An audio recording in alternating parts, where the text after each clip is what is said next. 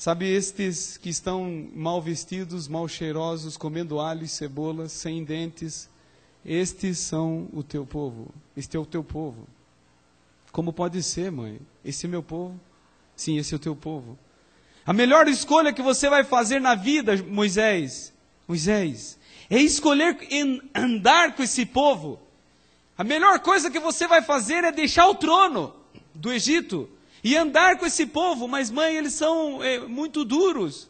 Mãe, eles são maltrapilhos.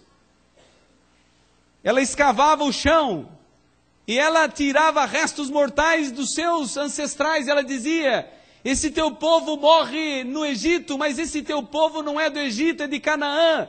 Eles têm que voltar para a terra original. Você também tem que voltar para Canaã. Você nasceu no Egito, você não é do Egito, filho, você é de Canaã. Porque isso é uma promessa aos nossos pais, Abraão, a Isaac, a Jacó. A eles foi dito: essa terra é nossa, não é aqui, não é no Egito. E o tempo passou. E sabe o que eu admiro em Joquebede? É que não tinha sociedade JA na época. Não havia rádios Novo Tempo na época. Não havia livros de inspiração e livros de Ellen White. Não havia, não é nem o texto para acesso de pessoas. Talvez alguns poucos tinham mensagens na mente. Não havia igreja, tampouco pastor.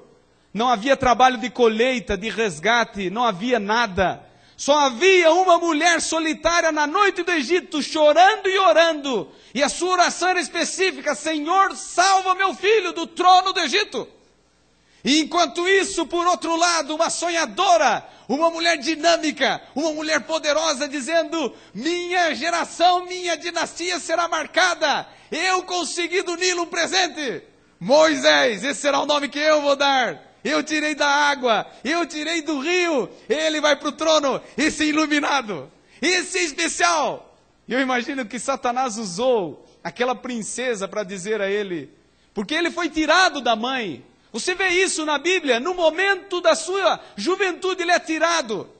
E agora, sobre o peso daquela mulher princesa, ela dizia: você é especial, nunca te esqueça, o trono está te esperando. Você saiu do Nilo para subir no trono da maior nação. Mas um dia esse jovem foi decidir. E eu me impressiono com a decisão de Moisés. Porque ele tinha poder. Eu gostaria de dizer a vocês que ele estava sobre a liderança do faraó. Ele seria o sucessor de faraó. Ele estava na maior nação de então, que tinha maior poder militar, maior poder financeiro. Ele estava assim, junto à força do mundo de então. Seria muito mais do que os Estados Unidos é hoje, porque hoje, apesar de superpotência, precisa pedir autorização para atacar. O Egito não precisava disso. E de repente Moisés decidiu: eu tenho um sonho. Eu não irei para o trono do Egito. Eu irei liderar esse povo para Canaã. Vai ser do meu jeito. Eu aprendi por 40 anos aqui na escola militar como se lidera. Eu entendo que Deus de fato sabe o que faz. Ele me deu esse poder, essa autoridade militar. Ele me deu essa força, essa energia, porque Ele tinha planos. Eu irei. E numa tarde, eu imagino que esse grande homem, Moisés, quando passava, era reverenciado. Saiu andar no bairro pobre. E ele viu um espancamento. E ele disse: chegou a hora da libertação. A grande verdade é que na história de Moisés, existem muitos sonhos. O de Moisés é um dos grandes sonhos da Bíblia. E ele queria ir para Canaã de modo errado. Ele queria levar o povo de Israel para Canaã da forma errada. Não é por poder humano, não é por sabedoria humana, não é por estudo humano, não é por qualificação humana que ninguém se torna grande diante de Deus. Pelo contrário, os pequenos, os humildes, os frágeis do mundo, Deus ele faz grandes para envergonhar os sábios. E ele estava por envergonhar um grande líder que estava com um grande sonho, mas estava com uma visão errada. E ele disse: não, você vai ter que ir para o deserto. 40 anos ele viveu no Egito. E agora ele vai para o deserto 40 anos. É no deserto que ele encontra a esposa. Lá no deserto é que ele entende a missão. É no deserto que ele é humilhado. Eu imagino que o calor do sol do deserto foi tirando a casca de orgulho, de vaidade, de presunção, de poder. E a um ponto que esse homem se tornou tão tímido e medroso. Quando o Senhor apareceu no meio do fogo, era o Senhor. E ele foi falar com ele: sou eu, tira os sapatos. E ele tremeu, e ele disse: não, agora eu não sei nem falar, Senhor. Eu perdi até o sotaque, eu não tenho dom de línguas mais, eu não consigo mais falar em outras línguas. E o Senhor diz: não, não é isso que eu quero. E Moisés começou a liderar o povo. Dos seus 120 anos, ele passou 40 no Egito, 40 em Midian. E agora, seus 40 anos finais, ele passa com o povo, liderando para Canaã. Eu me impressiono com a história deste homem. A Bíblia diz que nunca se levantou homem igual a ele, líder tal qual ele, poderoso em palavras e em fatos. Esse homem, quando andou com Israel, em momento algum recebeu homenagem. Ninguém nunca chegou para Moisés. Quando ele abandonou o trono do Egito, quando ele deixou o poder temporal, ninguém chegou e disse assim: olha, antes do programa dessa noite, nós gostaríamos de fazer uma homenagem a Moisés. E nós nessa noite gostaríamos de dizer o seguinte: nós nos sentimos orgulhosos, Moisés. E lá estaria talvez Josué, o seu assessor, dizendo: está tudo preparado, agora vai entrar a mensagem musical, agora vai entrar o presente.